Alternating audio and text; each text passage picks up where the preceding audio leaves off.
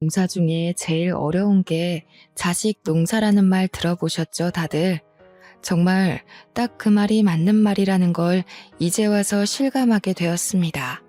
저는 아들 둘에 딸 하나 있는 60대 후반의 할머니입니다. 참 기구한 제 인생 이야기가 남들에게 퍼지는 게 싫어서 꽁꽁 숨겨놓고 있다가 의사가 참으면 병이 된다고 해서 이곳을 찾아오게 되었네요. 다른 분들에 비하면 별일 아닌 이야기일지 몰라도 더 이상 마음의 병을 쌓아두기 싫어서 제 손으로 한자 한자 키보드를 두드리게 되었습니다. 모쪼록 재미없는 이야기가 될지라도 끝까지 들어주시면 고맙겠습니다. 저는 3남매를 키우며 아주 열심히 살았습니다. 남편은 막내딸 낳고 초등학생도 되기 전에 하늘나라에 가버렸고 저는 죽을 힘을 다해서 아이들을 키워내야 했습니다. 하루 종일 나가서 이런 일 저런 일 안 해본 일 없었고 일을 하느라 정작 아이들에게 신경을 쓰지 못했다는 걸 시간이 흐르고 나서야 알게 되었습니다. 저는 3남매가 누구보다 돈독하고 서로를 아끼며 살고 있다고 착각을 했습니다. 아니, 어쩌면 제 바람이 저를 스스로 그렇게 가두면서 살았을지도 모르겠습니다. 엄마의 빈자리는 큰아들이, 아빠의 빈자리는 작은아들이 채워서 아이들끼리 서로를 의지하며 살기를 바랬던 걸지도 모르겠네요. 하지만 바람은 정말 저의 한날 흩어지는 소원이었을 뿐이라는 걸 나중에야 알게 됐습니다. 우리 첫째 아들이 완벽한 폭군이었다는 걸 알게 된 날, 저는 정말 기절하는 줄 알았습니다. 9살 먹은 막내딸에게 라면을 끓여오라 시켜서 딸이 고사리 같은 손으로 뜨거운 라면을 끓이다가 끓는 물을 쏟아 가슴팍에 화상을 입었을 때 그때 알게 되었죠. 울면서 둘째 아들이 저에게 전화가 왔을 때 저는 하던 일도 마무리 짓지 못하고 집으로 달려가야 했습니다. 찬물로 아무리 식혀봐야 우그러드는 살은 돌아올 생각을 하지 못했고 처지가 늦어지는 바람에 우리 딸은 가슴팍에 화상 자국을 평생 달고 살게 되었습니다. 저는 바보같이 그때서야 알게 되었죠. 첫째 아들이 동생들의 용돈을 빼앗아 쓰기도 하고 둘째가 공부한다고 하면 하나뿐인 책상을 차지하고 비켜주지 않았다는 사소한 사실까지도요. 둘째 아들이 보는 앞에서 만화책을 읽으며 둘째는 바닥에서 공부를 하게 시켰더라고요. 동생들은 나이가 있는 첫째 아들의 힘이 무서워서 벌벌 떨고만 있었습니다. 제가 이 모든 사실을 둘째와 셋째에게 들은 것은 아닙니다. 그 아이들이 저에게 조금만 일찍 이야기해 주었더라면 그 지경이 가게 냅두지 않았겠죠. 제가 이 사실을 언제 알게 되었냐면 제가 일하던 곳이 정규 휴무가 걸려 다음 청소일을 하기 전까지 잠깐 짬이 나서 집에 들렀을 때 알았습니다. 입구부터 아이들이 자지러지게 우는 소리가 들리고 느낌이 이상해서 조용히 집으로 들어가니 첫째 아이가 회초리를 들고 있더군요. 저도 사놓고 단 한 번도 쓰지 않았던 회초리였습니다. 그저 아이들에게 겁을 주려고 사두고 방 안에 꽁꽁 숨겨두었던 아주 얇고 상처가 나기 쉬운 회초리였습니다. 그런데 그 회초리로 첫째 아이가 둘째와 셋째의 다리를 휘두르고 있었습니다. 고작 둘째는 12살이었고 막내는 9살이었습니다. 우리 첫째는 16살이었고요. 중학생이나 된 큰 형이 초등학생인 동생들을 혼내고 있으니 애들은 겁에 질리고 아파서 울 수밖에 없었죠. 정말 집이 떠나가라 엉엉 울고 있고 종아리는 상처 투성이었습니다. 제가 너무 놀라서 뭐하는 짓이냐고 소리를 지르면서 달려가니 첫째는 놀란 기색도 없이 저에게 이야기를 했습니다. 동생들이 버릇이 없어서 교육하는 중이니까 저보고 구경이나 하라고요. 저는 정말 아무 말도 할 수가 없었죠. 뭐 때문에 그러냐고 첫째 아들을 붙잡고 이야기를 해보라고 닥달을 할 수밖에 없었습니다. 첫째는 입을 꾹 다물고 두 동생들은 엉엉 울기만 했습니다. 제가 소리를 치자 그제서야 둘째가 이야기를 하기 시작하더군요. 종아리가 눈으로 보기 힘들 정도로 아파 보이는데 둘째는 다 자기 잘못이라고 하더군요. 제가 매달마다 아이들에게 조금씩 용돈을 주고 있었는데 형에게 그 용돈을 주지 않아서 생긴 일이라 했습니다. 저는 정말 어이가 없어서 그게 전부냐고 물었고 두 아이는 맞다고 고개를 끄덕였습니다. 아니, 각자 쓰라고 용돈을 준 것인데 그걸 형에게 다 주고 있었다는 것도 충격적이었고 당연하게 받은 첫째에게도 실망이 컸죠. 두 동생들은 학교 끝나고 군것질이 하고 싶어서 형에게 용돈을 바치지 않았다고 했습니다.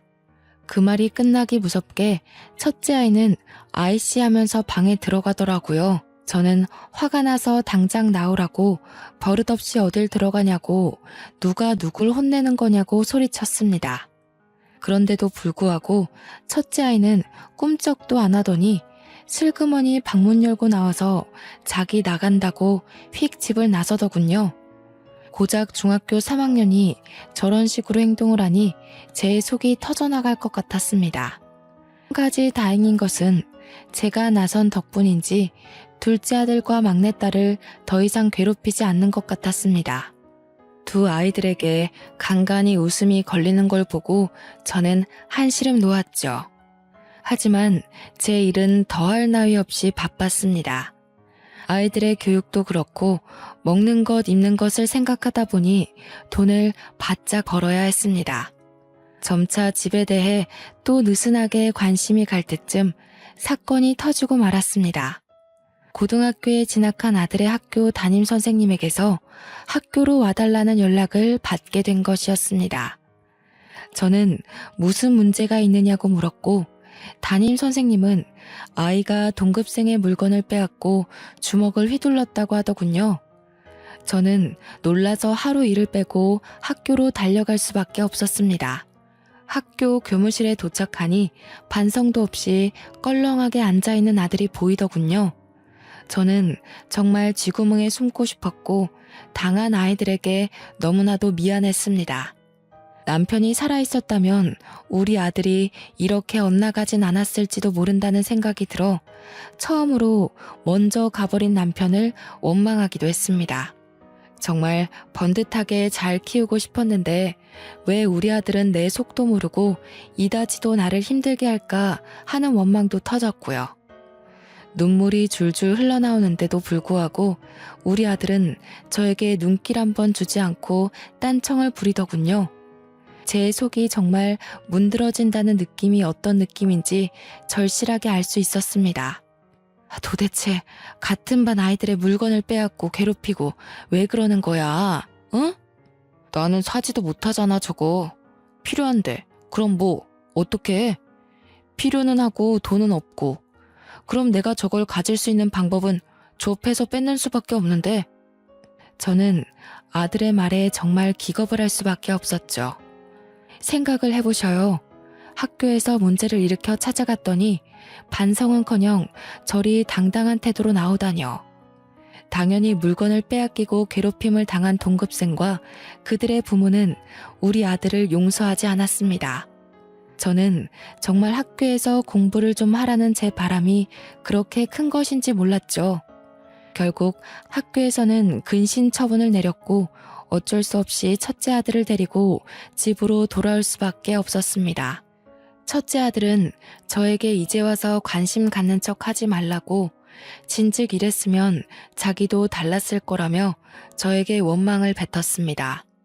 다 제가 애들을 먹여 살리겠다고 일을 하는 바람에 이렇게 된 건가 싶었고 저는 망연자실했죠. 하지만 한 가지 다행인 것은 첫째가 엇나가고 집에서 폭군처럼 굴 때마다 아무것도 하지 못하는 동생들이 책을 들여다본 덕분에 공부를 잘했다는 겁니다.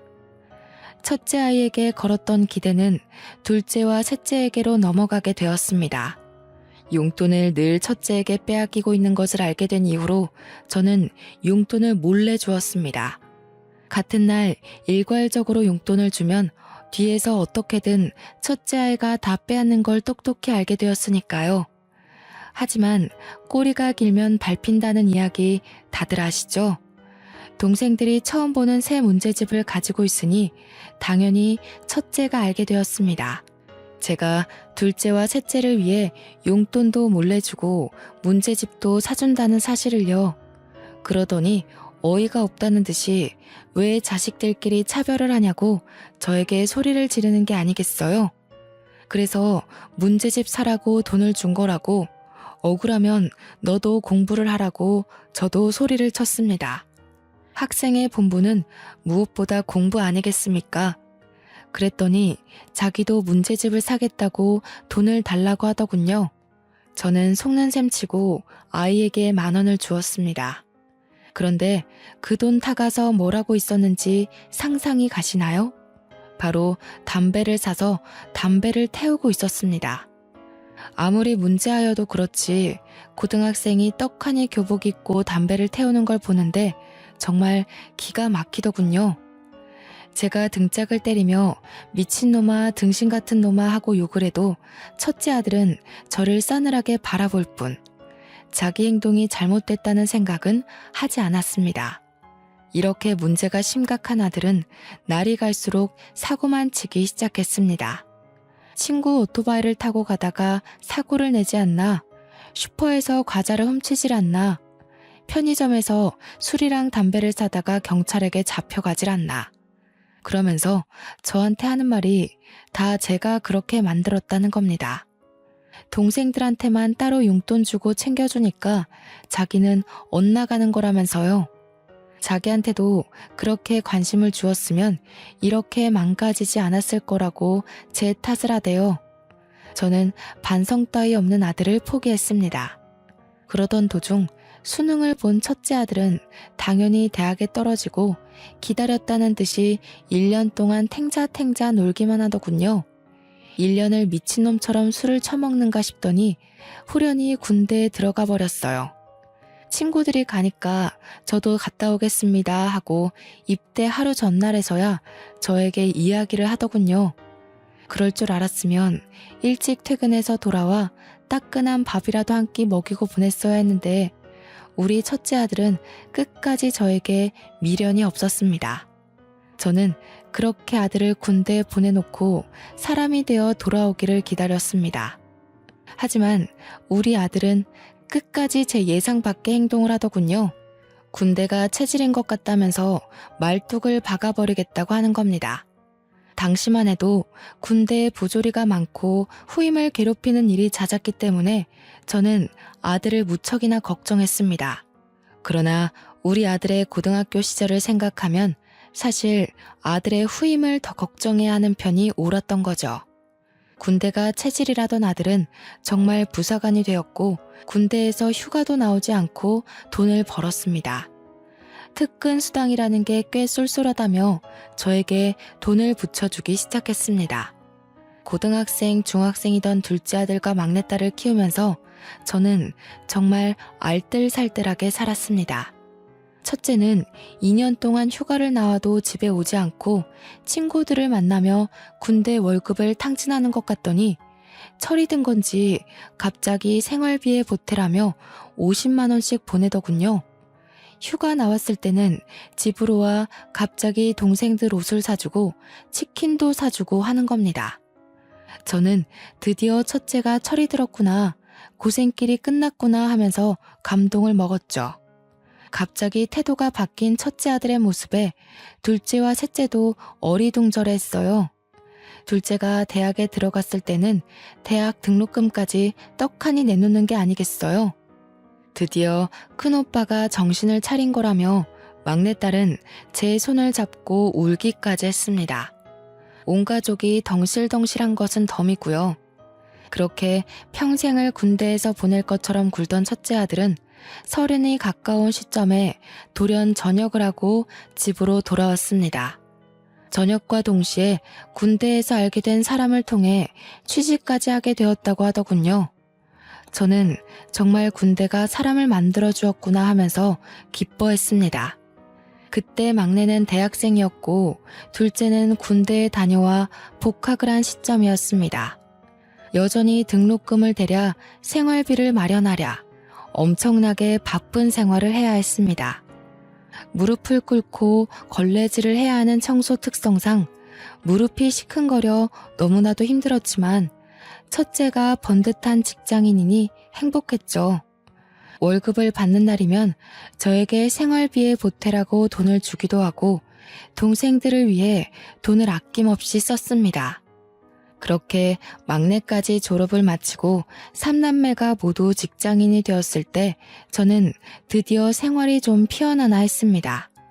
이유는 아이들 셋 전부 다 저에게 생활비를 주었기 때문이었습니다. 막내딸은 저에게 청소하느라 고생했다며 이제는 좀 쉬어도 되지 않겠냐고 하더군요. 시큰거리는 무릎도 고쳤으면 좋겠다고 했지만 만만치 않은 병원비까지 아이들에게 짊어지게 하고 싶지 않았어요. 저는 일을 좀 줄이긴 했지만 그래도 여전히 바쁘게 일을 했고 저축도 하고 그렇게 시간을 보냈습니다. 아이들이 다 크니 은근히 들어갈 돈도 없고 통장에 하나둘 쌓여가는 잔고를 보면서 행복해지더라고요. 남의 집 청소도 하고 건물 청소도 하고 청소일이 힘들긴 하지만 시급은 좋아서 놓칠 수 없었습니다.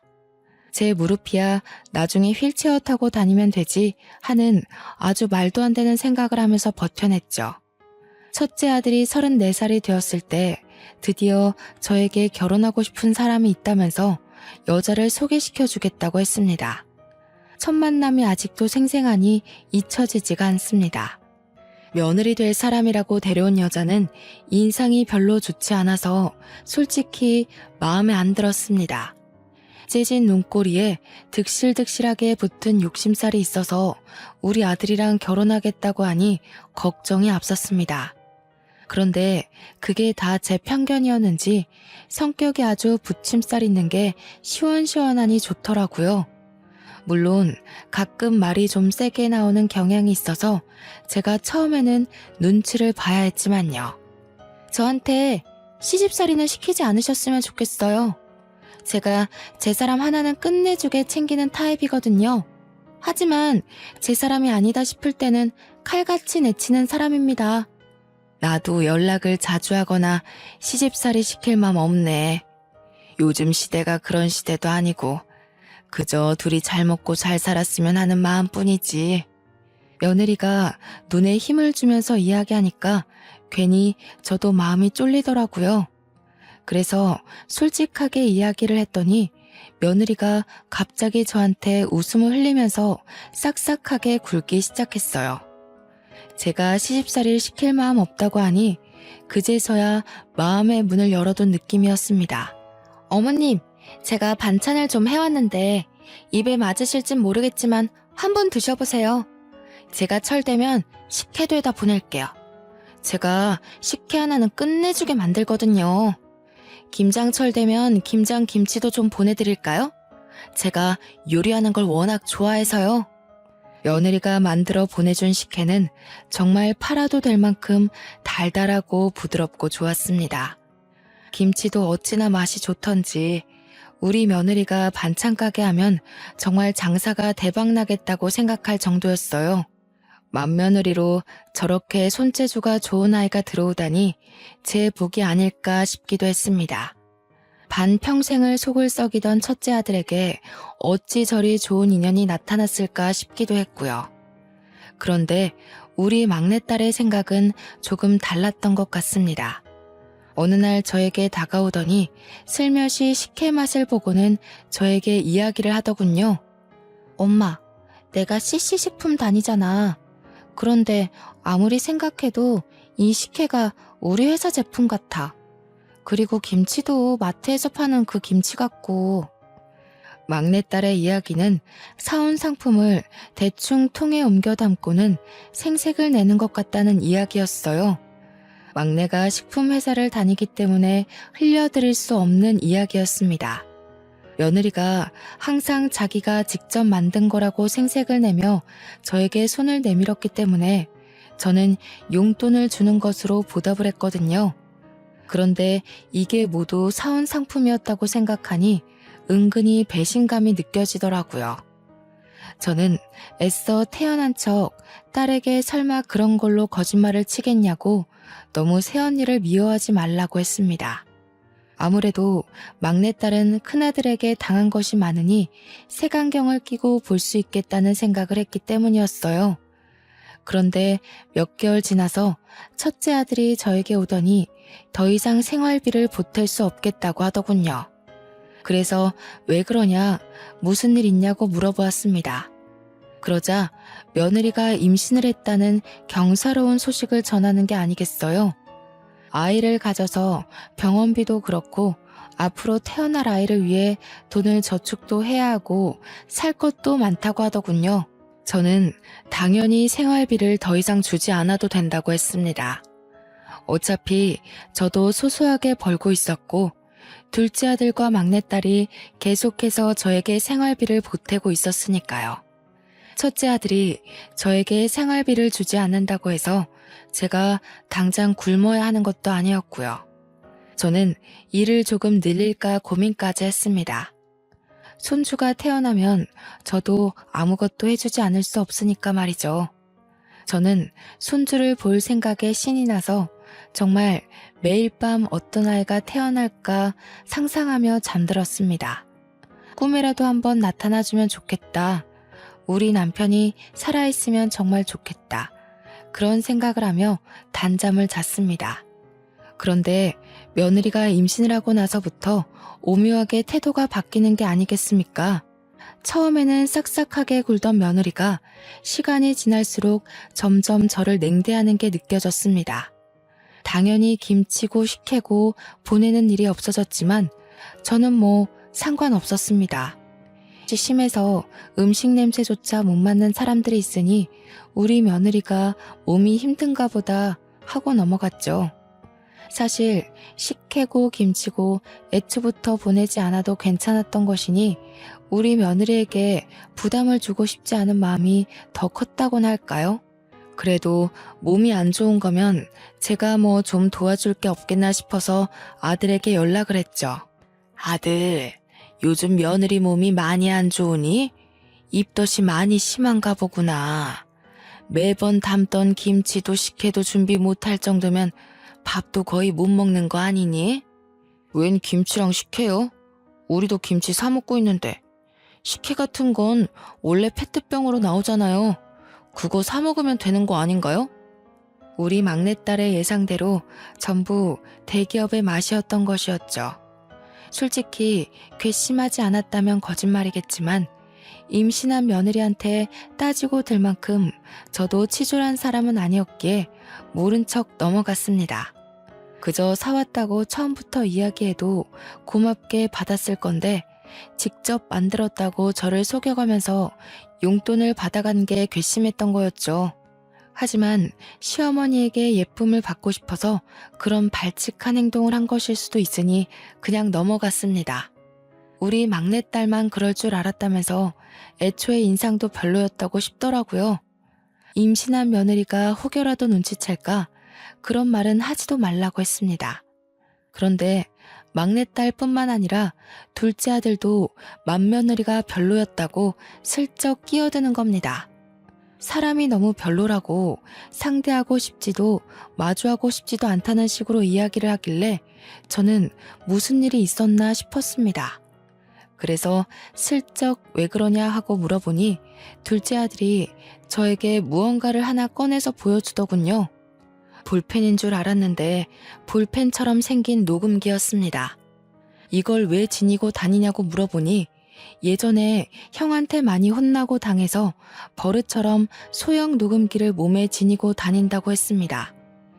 있었던 일을 전부 다 녹음을 해야지만 자기 전에 마음이 편하다면서 저에게 버릇이라고 했습니다. 그러면서 며느리랑 대화한 녹음본이 있다면서 언젠가 저에게 꼭 들려주겠다고 마음먹었었다고 했어요. 오늘이 그날인 것 같다면서 녹음해둔 대화를 틀어주는데 저는 너무 놀라서 기겁을 했죠. 도련님, 우리 남편이 엄청나게 어릴 때 차별받고 자랐다는데 그거 다 사실이에요? 우리 시어머니 진짜 무서운 사람이다. 차별을 그렇게 해놓고 아들한테 생활비를 받아가는 거예요? 도련님은 문제집 살 돈도 주고 공부도 엄청 시켜줬다고 들었는데 맞아요? 우리 남편은 대학도 못 나오고 동생들 뒷바라지만 신나게 해줬다고 하던데 불쌍해라 정말.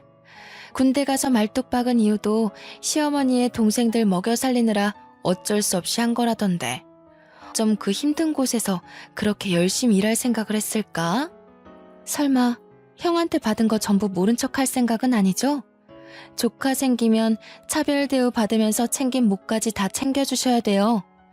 임신까지 했는데 임신 축하 비용 같은 거 없어요? 남들은 다 해준다던데. 저는 욕심 없으니까 그냥 100만 원 정도만 해주세요. 그래서 우리 착한 둘째 아들이 며느리한테 임신 축하 비용이랍시고 100만 원을 송금했다지 뭡니까? 저는 정말 기가 막혀서 막내딸한테도 이런 이야기를 들었냐고 하니까 막내딸은 자기한테 요구하진 않았다고 하더군요. 평소에도 별로 좋아하는 티를 안 내서 자기한테까진 이야기를 안 한 것 같다고 하는데 정말 기가 막히고 코가 막힐 지경이죠. 너무 어이가 없어서 며느리에게 전화해서 호되게 혼을 낼까 싶었지만 둘째 아들이 참으라길래 꾹 참았습니다. 하지만 한번 미운털이 콕 박히고 나니까 얼굴을 보고 싶지도 않고 전화도 하기가 싫더라고요. 그래서 연락을 하지 않았습니다. 일부러요. 입만 열면 돈돈거리니 꼴도 보기 싫고 만나고 싶은 생각이 싹 사라지는 게 아니겠어요. 저한테도 임신 축하 비용 달라고 떼를 쓸 것 같은 느낌에 제가 연락을 피했죠. 그렇게 만삭이 될 때까지 연락 한 통 없다가 손주를 낳고 나서야 애 낳았다고 큰아들이 저에게 연락을 하더라고요. 저도 그냥 축하한다고 이야기하고 끝냈습니다. 하지만 손주를 보고 싶은 마음은 참 쉽게 사그러들지 않았습니다. 결국 둘째와 막내와 저 이렇게 셋이서 병원에 찾아가 손주를 보려고 했습니다.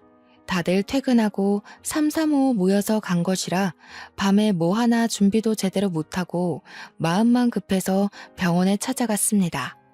그러자 저희들의 빈손을 보고 며느리가 화를 막 내는 게 아니겠습니까? 저희는 꿀먹은 벙어리가 되고 말았죠.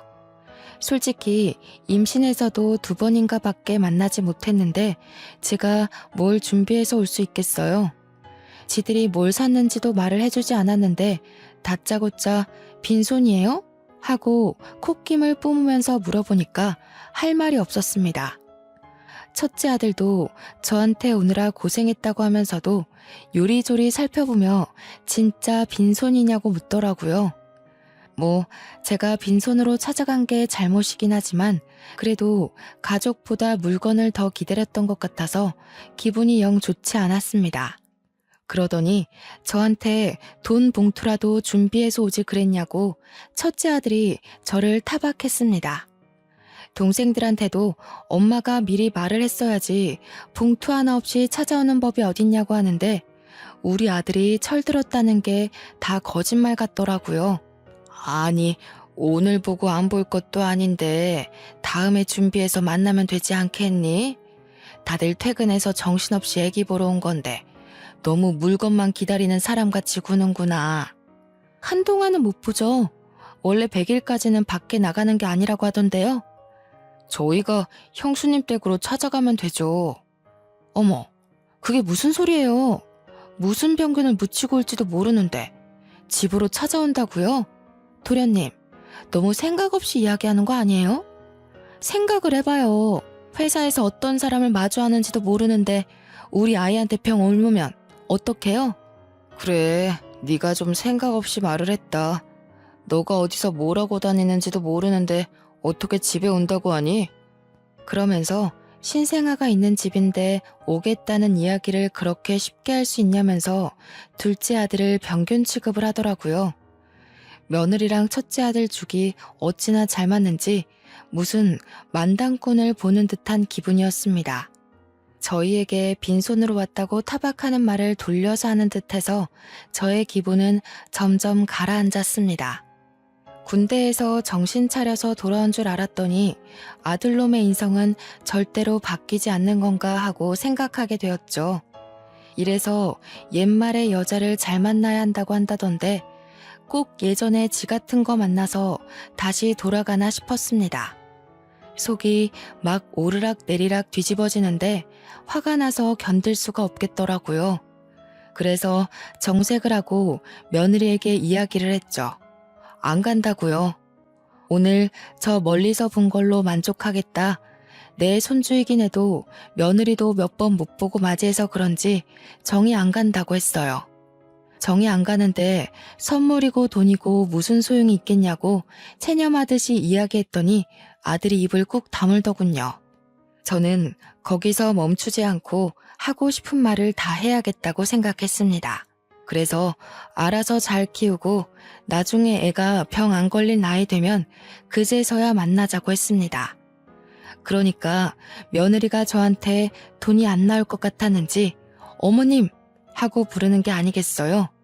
며느리가 언제 저를 저렇게 불러줘봤나 싶은 생각이 들더라고요. 그러더니 저한테 그냥 가시면 어떻게 하냐고 소리를 치는데 듣기 싫어서 애들 데리고 그냥 병실을 나왔습니다. 그러니까 첫째 아들이 쫓아나와서 저한테 조금 화를 냈습니다. 아니 엄마, 그래도 와이프가 애까지 낳았는데 축하한다고 돈 봉투는 주고 가야지. 얘, 너 나한테 돈 봉투 맡겨놨니? 왜 자꾸 돈돈거리고 그러는 거야? 그동안 생활비까지 드렸는데 1억이에요? 그럼 나도 여태 너 키웠는데 1억이야? 얘, 너도 꼭 너 같은 자식 낳아 키우면서 고생 좀 해봐라. 더도 말고 덜도 말고 딱 너 같은 자식. 제가 씩씩거리면서 이야기하자 아들놈도 입을 꾹 닫았습니다. 그리고 진짜로 첫째 아들네랑은 왕래를 끊고 살았습니다. 얼마나 오래 끊었냐 하면요. 둘째 아들과 막내딸이 결혼을 해서 각자 가정을 꾸릴 때까지도 연락을 하고 지내지 않았습니다. 애들도 줄줄이 손주들 낳고 사는데 그동안 첫째네랑은 특별한 일 없을 때는 만나지도 않았네요. 뭐 동생들 결혼할 때나 손주들 태어났을 때 빼고 명절에도 만나지 않았으니 얼마나 거리감이 느껴지는지 이해가 가시나요? 첫째 아들네는 벌써 애가 셋이지만 저는 그 셋의 얼굴도 구별 못할 만큼 만나지 않았습니다. 슬며시 왕래를 시작한 건 막내까지 애를 낳았을 때였어요. 명절이랍시고 찾아와서는 두런두런 지들 사는 이야기를 하는데 그것조차 곱게 보이질 않더군요. 전부 다 엄마 돈 내놔 하는 말로 들렸기 때문입니다. 그런데 보면 볼수록 첫째 아들네 첫째 손주를 어떻게 키운 건지 애가 너무 오냐오냐 자라서 완전 자기 멋대로 구는 겁니다. 초등학생인데 막 지나가는 개한테 돌을 던져서 개 주인이랑 소송전에 걸리지를 않나 주차장에 멀쩡히 세워진 차를 막대기로 긁고 다녀서 그 도장값까지 전부 물어줬다고 하대요. 사고란 사고는 다치고 다니는 게 아니겠어요? 그러더니 동생들을 엄청 괴롭힌다고 미치겠다고 하는 겁니다. 첫째 아들네 둘째 셋째가 아예 기도 못 풀고 다닌다면서 동생들 불쌍해 죽겠다고 이야기를 하더군요. 저는 속으로 좀 꼬숩다고 생각했습니다. 어릴 적 첫째 아들이 둘째랑 셋째를 괴롭혔던 것처럼 지 아들이 똑같은 짓을 하고 있으니까요. 그러더니 며느리가 슬며시 제 눈치를 보면서 첫째 애를 좀 봐달라고 하는 게 아니겠어요? 자식들 다 시집장가 보내고 용돈 받으면서 간간히 시급이 센 청소일만 하고 노후를 즐기려는 마당에 손주를 봐달라고 하다니요. 그리고 첫째 아들네 아이라서 더 정이 안 갔기 때문에 봐주고 싶은 마음이 전혀 없었습니다. 그래서 저는 며느리에게 미쳤냐고 죽어도 아이 안 봐준다고 딱 잘라서 거절을 했어요. 그래도 며느리는 포기하지 않고 저한테 주말에만 데려갈 테니 평일에 아예 저보고 데리고 살아달라고 하는 겁니다. 당당하게 당연하게 이야기를 하는데 제가 어이가 없어서 됐다고 싫다고 했어요. 제가 유난히 더 싫어했던 이유는 막내딸내 아이를 몰래 봐주고 있었기 때문이었습니다. 아직 아기가 2살밖에 안 되었고 어린이집 대기가 밀려 있어서 오갈 데가 없어서 제가 봐주고 있었습니다. 맞벌이 부부들의 숙명이라고 하더라고요. 어쩔 수 없이 제가 봐주고 있던 찰나에 그 이야기를 들은 건지 아니면 정말 다짜고짜 그런 건지 첫째 아들네가 저한테 애를 던지듯 맡기고 도망을 가버렸습니다. 그냥 우리 집 문 앞에 첫째 손주를 두고 사라져버렸어요. 그래도 첫째 손주가 9살이나 먹었으니 2살짜리 아기를 괴롭히겠나 싶어서 어쩔 수 없이 집으로 데리고 들어왔죠. 아무리 그래도 핏줄인데 문 앞에 내리 세워두고 굶길 수도 없는 입장 아니겠습니까? 애가 무슨 죄가 있다고. 그런데 9살이나 먹은 아이가 2살짜리 아기를 괴롭힐 줄 누가 알았겠어요? 없을 거라 생각해서 간식거리를 만들고 있는데 첫째 손주가 막내딸 아이의 머리를 탕 소리가 나게 때리는 거 아니겠어요? 막내딸내 아기는 울고 불고 자세히 살펴보니 이마에 멍까지 들었더군요. 저는 첫째 손주에게 이게 무슨 짓이냐고 소리를 지르니 고작 아기가 자기를 빤히 쳐다보는 게 기분 나빠서 그랬다고 했습니다. 화가 너무 나서 첫째 아들한테 당장 너네 데려가라고 이야기를 하고 막내딸에게도 이 소식을 전했습니다. 그러자 첫째 아들네 부부도 막내딸도 퇴근 후에 집으로 왔더군요. 제가 거기서 화가 나서 첫째 아들네한테 애를 어떻게 키웠길래 이 모양 이 꼴이냐고 이야기를 했습니다. 2살밖에 안 된 사촌 동생의 이마를 때려서 멍들게 한 게 자랑이냐고요. 그러니까 첫째 며느리가 저한테 인상을 팍 쓰면서 이야기를 하는 겁니다. 어머니, 너무 차별하시는 거 아니에요? 우리 애는 안 봐주신다면서 몰래 신혼의 애기만 봐주고 계셨잖아요. 우리 남편도 차별 엄청 당하면서 컸다고 하던데 너무하시네요 정말. 저는 기가 막혀서 누가 누굴 차별했다고 하냐고 며느리에게 톡 쏘아붙였어요. 옆에서 보고 있던 막내딸도 기가 막힌지 팔짱을 끼고 지오빠를 쳐다보고 있더군요. 첫째 아들은 정말 지가 차별이라도 받고 자란 것처럼 굴고 있었고요. 아니, 그렇잖아요. 우리 애 키울 때는 도움도 안 주셨으면서 신혼에는 왜 다 해주시는데요? 저는 시집와서 어머니 드실 반찬 해드려, 김치 해드려, 식혜까지 해드려. 한 게 얼마나 많은데 그러세요. 저 그거 왜 안 하는 줄 알아요? 어머니가 하도 차별해서 그런 거 이제 안 하기로 한 거예요.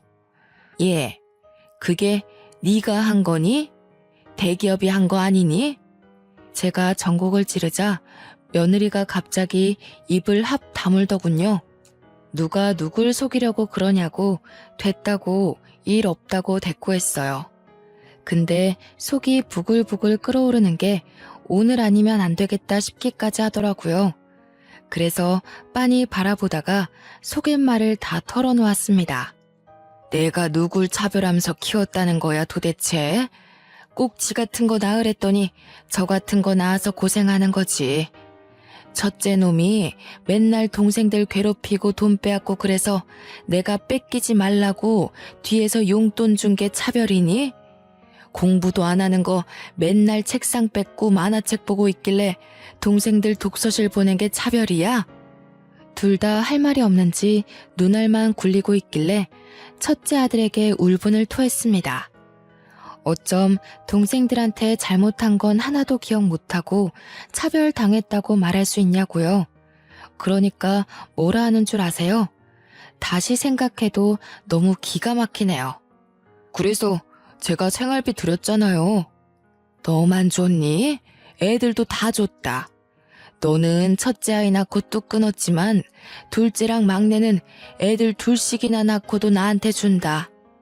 어머님, 아무리 그래도 생활비 운운하시면서 애를 안 봐주시는 건 차별이죠. 제가 힘들어서 못 봐주겠다고 한 거지 안 봐주겠다고 한 건 아니라고 못을 박았습니다. 이 정도로 말했으면 포기하고 집에 갈 법도 한데 며느리도 나를 잡았는지 저한테 박박 우기면서 이야기를 하더군요. 돈 드리면 돼요. 평일 내내 봐주시면 주말에 데려갈게요. 50만 원도 드리고요. 막내딸은 어이가 없는지 허허거리면서 웃고 맏며느리는 뭐가 당당한지 고개를 빳빳하게 들고 있더군요. 그래서 제가 딱 잘라 말했습니다. 그래? 그럼 50만 원에 다른 사람 구해봐라. 구해지나. 그리고는 축객령을 내렸어요. 쫓겨나듯 나간 첫째 아들네는 저한테 너무하다고 막 난리를 치더라고요. 하지만 첫째 아들네도 만만치 않은 놈들이었습니다. 며칠 뒤에 갑자기 또 우리 집에 애를 던져놓고 갔지 뭡니까? 열이 받아서 며느리에게 전화하니 안 받고 제가 다음부터는 절대로 안 받아준다고 이야기를 했는데도 무시하더군요. 매일같이 우리 집 앞에 던져져 있는 첫째 손주를 보고 어쩔 수 없이 집으로 들이기를 반복했습니다. 그러다가 사고가 터지고 말았습니다. 첫째 손주가 우리 집이 2층 주택인데 거기서 위험하게 놀다가 아래로 떨어지고 말았습니다. 119를 불러서 가는데 다행히 머리는 다치지 않고 다리가 똑 부러져서 수술을 해야 한다고 하더군요. 혹시 모를 사태를 대비해서 수혈을 생각하고 혈액형을 알아야 한다고 하길래 아들이랑 며느리가 둘 다 A형이라고 A형일 거라고 했습니다. 그런데 긴가민가해서 검사를 해봐달라고 했어요. 근데 병원에서 A형이 아니라 AB형이라고 부모가 둘 다 A형이 맞냐고 물어보는 거예요. 절대로 AB형이 나올 수 없다면서 부모가 혈액형을 잘못 알고 있는 것 같다고요. 저는 순간 머리를 망치로 얻어맞은 듯한 기분이 들었습니다. 행동이 첫째 아들이랑 똑같아서 의심을 한 적이 없는데 생긴 게 아무리 봐도 아들을 안 닮은 거죠. 며느리가 성형이라도 한 줄 알고 조용히 모른 척 했는데 우리 아들의 아이가 아닐 수도 있는 거 아니겠습니까? 저는 아들에게 바로 이야기를 했고 제 의심을 지울 수 없어 유전자 검사를 맡겼습니다. 맏며느리가 전업주부임에도 애를 우리 집에 던지고 싸돌아다니는 것도 수상하고 그런데 정말 친자검사 결과에서 아들과 일치하지 않는다고 나온 겁니다. 첫째 아들이 열이 받아서 둘째와 셋째에게까지 모조리 다 검사를 했는데 친자 불일치가 떴어요. 첫째 손주가 누워있는 병실에서 당연히 난리가 났습니다. 아들은 애기 아빠가 누구냐고 소리치고 며느리는 사색이 되고 알고 보니 10년 된 내연남이 있었고 자식들이 그 내연남의 아이였던 겁니다. 온 가족이 전부 뒷목 잡고 쓰러졌어요. 결국 변호사 선임해서 첫째 아들은 이혼 도장 찍고 위자료 소송에 상간남 소송까지 다 했습니다. 그런데 며느리의 내연남도 알고 보니 유부남이었고 아이 셋을 혼자 키우기 어렵자 저를 찾아와 뻔뻔하게 말을 했어요. 어머님, 그래도 그동안 같이 살았던 정이 있는데 애들만이라도 좀 데려가 주시면 안 되나요? 저 혼자 먹고 살기도 너무 빠듯해요. 아니면 아범 설득해서 양육비라도 좀 주라 하세요. 내가 왜 남의 씨를 키워주남? 그동안 정은 개뿔이다. 남의 아이들한테 왜 우리 아들이 양육비를 주니? 안 그래도 내일 변호사 만나서 파양 신청하기로 했다. 그러더니 그 뒤로 저를 몇 번이나 찾아와서 눈물로 읍소했다가 화를 냈다가 들어 누웠다가 하는 게 아니겠습니까? 나중에는 제발 받아달라고 사정사정하는데 결국 경찰에 신고하고 매몰차게 보내버렸습니다. 첫째 아들은 그날 이후로 제 눈치를 보느라 아무것도 못하고 죄송하다고만 하고 있고요. 솔직히 시간이 다 흐른 지금이라 꼴도 보기 싫지만 상심이 클 첫째 아들을 여태 끼고 살고 있습니다. 그냥 대면대면하게 서로 있는 듯 없는 듯 살고는 있지만 아들의 월급의 반 이상이 제 통장으로 들어오고는 있습니다. 제가 아들 이혼시키면서 생활비 보태지 않으면 데리고 살아주지 않겠다고 했거든요. 지금까지도 착실하게 제 말 듣고 제 눈치 보면서 잘 살고 있고요. 망한 자식 농사지만 그래도 앞으로 눈칫밥 먹으면서 살 듯 싶어 다행이라 생각합니다. 아들이 주는 생활비 한 푼 두 푼 모아 시큰거리는 제 무릎 제대로 고쳐볼까 합니다. 그거라도 해야 제 마음이 속 시원해질 것 같네요. 물론 의사 선생님 말대로 이렇게 풀어내니 한결 가벼워지긴 했습니다. 여러분, 마음에 안 드는 자식도 결국 내 자식이긴 하더라고요. 대신 단단히 마음 다잡고 한 방 먹여야 그나마 눈치라도 보고 사는 것 같습니다. 대한민국의 어머니들 모두 힘내시고 앞으로는 당당하게 삽시다. 감사합니다.